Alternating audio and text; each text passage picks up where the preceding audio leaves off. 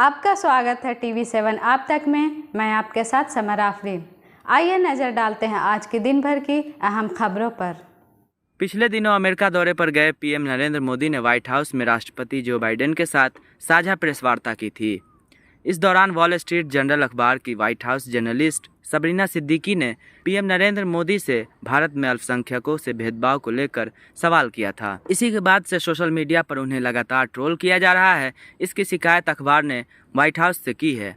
अखबार ने बताया कि हमारी पत्रकार ने जब से भारत के प्रधानमंत्री नरेंद्र मोदी से सवाल पूछा है, तब से भारत के लोग उनका ऑनलाइन उत्पीड़न कर रहे हैं। इसमें मोदी सरकार के कुछ नेता भी शामिल हैं। अखबार ने लिखा कि सबरीना को मुस्लिम होने के कारण टारगेट किया जा रहा है। वहीं व्हाइट हाउस ने जवाब में कहा है कि हमें उत्पीड़न की घटना की जानकारी है, ऐसी घटना अस्वीकार्य है। हम पत्रकार के उत्पीड़न की घटना की निंदा करते हैं। नागरिक संहिता कानून को लेकर देश में एक बहस छिड़ी हुई है। इसी बीच मध्य प्रदेश में एक सभा को संबोधित करते हुए इसको लेकर देश के प्रधानमंत्री नरेंद्र मोदी ने जो इसके खिलाफ है उन पर निशाना साधा है।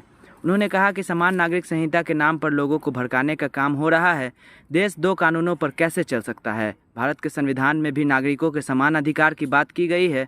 सुप्रीम कोर्ट ने बार बार कहा है कि समान नागरिक संहिता लाओ, लेकिन ये वोट बैंक के भूखे हैं। कि यूनिफॉर्म सिविल कोड के नाम पर ऐसे लोगों को भड़काने का काम हो रहा है।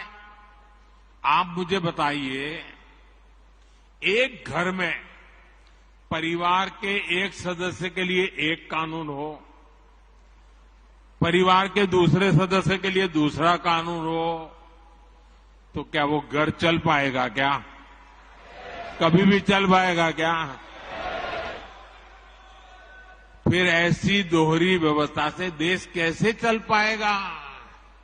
हमें याद रखना है कि भारत के संविधान में भी नागरिकों के समान अधिकार की बात कही गई है।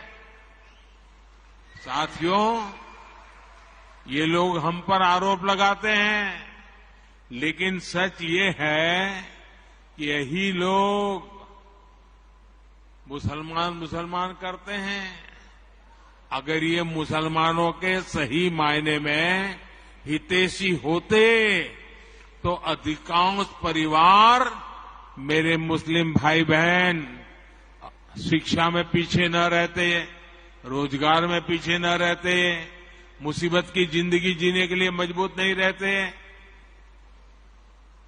और सुप्रीम कोर्ट ने बार बार कहा है, सुप्रीम कोर्ट डंडा मारती है, कह रही है कॉमन सिविल कोड लाओ, लेकिन ये वोट बैंक के भूखे लोग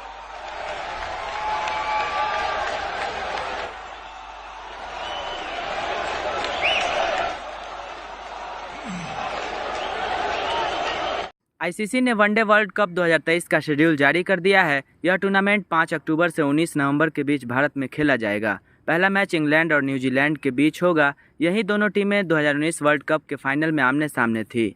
वहीं अब इन दोनों टीमों की अहमदाबाद के नरेंद्र मोदी स्टेडियम में 5 अक्टूबर को टूर्नामेंट का पहला मैच होना है। वहीं भारत का पहला मैच 8 अक्टूबर को चेन्नई के मैदान में ऑस्ट्रेलिया के साथ होगा। ड्राफ्ट शेड्यूल में कोई बड़ा बदलाव नहीं किया गया है और भारतीय टीम 15 अक्टूबर को अहमदाबाद के मैदान में पाकिस्तान के खिलाफ खेलेगी। इस वर्ल्ड कप में कुल 10 टीमें भाग लेंगी। 8 टीमें पहले ही इस टूर्नामेंट के लिए क्वालिफाई कर चुकी हैं और बाकी 2 स्थानों के लिए जिम्बाब्वे में क्वालिफायर राउंड खेला जा रहा है, जिसमें सुपर 6 में 6 टीमें पहुंच चुकी हैं। तेलंगाना के महबूब नगर के एक हज यात्री का सऊदी अरब के मक्का में निधन हो गया है। बाद में उन्हें मक्का के पास शरैया कब्रिस्तान में दफनाया गया। जानकारी के मुताबिक तेलंगाना हज समिति के मार्गदर्शन में महबूब नगर निवासी मोहम्मद शमशीर पाशा अपनी पत्नी शाहिना बेगम के साथ हज यात्रा पर निकले हैं, लेकिन अजीजिया के आवासीय भवन में रहने के दौरान उनका स्वास्थ्य बिगड़ गया, जिसके कारण उन्हें अस्पताल में भर्ती कराया गया। इलाज के बावजूद मोहम्मद शमशीर पाशा ने अपनी बीमारी के कारण दम तोड़ दिया। भारतीय हज मिशन के अधिकारियों के देखरेख में जोहर की नमाज के बाद हरम शरीफ में जनाजे की नमाज अदा की गई और मक्का के पास शरैया कब्रिस्तान में दफनाया गया। वहीं मोहम्मद शमशीर पाशा के परिवार वालों को इस दुखद घटना की जानकारी दे दी गई है।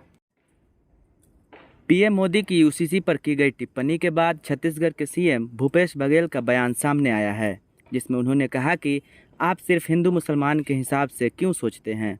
छत्तीसगढ़ में आदिवासी हैं, उनके नियम तो रूढ़ी परंपरा के अनुसार है। अब समान नागरिक संहिता लागू कर देंगे तो उनकी रूढ़ी परंपरा का क्या होगा। इस देश में विभिन्न जातियां हैं और सबकी भावनाओं को देखना होगा।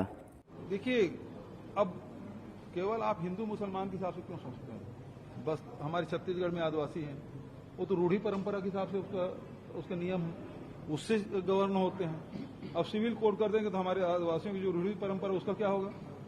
तो ये केवल एक चीज नहीं है जिसके बारे में हम लोग चर्चा करें। बहुत सारे जातियां हैं जिसकी अपनी परंपरा है, उसके हिसाब से वो गवर्न करते हैं और संविधान में भी उसको कहीं न कहीं उसको मान्यता मिलती है।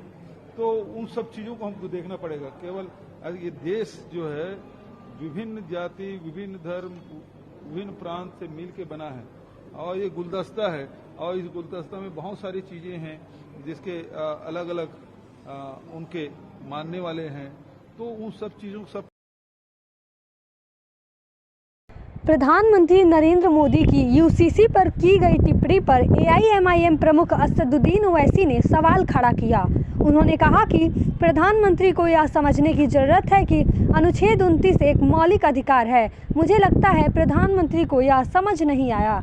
संविधान में धर्मनिरपेक्षता की बात है, इस्लाम में शादी एक कॉन्ट्रैक्ट है, हिंदुओं में जन जन का साथ है। क्या आप सबको मिला देंगे? भारत की विविधता को वो एक समस्या समझते हैं। महिलाओं के हक को लेकर मद्रास हाईकोर्ट ने एक फैसला सुनाया है। कोर्ट ने 21 जून को कहा कि एक पत्नी अपने पति की खरीदी गई संपत्ति के बराबर के हिस्सेदारी की हकदार है। फैसला सुनाते हुए कोर्ट ने कहा, पत्नी की ओर से निभाई गई जिम्मेदारियों की तुलना पति की 8 घंटे की नौकरी से नहीं की जा सकती। पत्नी घर संभालती है और यह काम किसी भी मायने में 8 घंटे की शिफ्ट से कम नहीं है। इसी के साथ आप हमें दें इजाज़त। मिलते हैं अगले खबरों के साथ। तब तक के लिए बने रहें TV7 आप तक पर।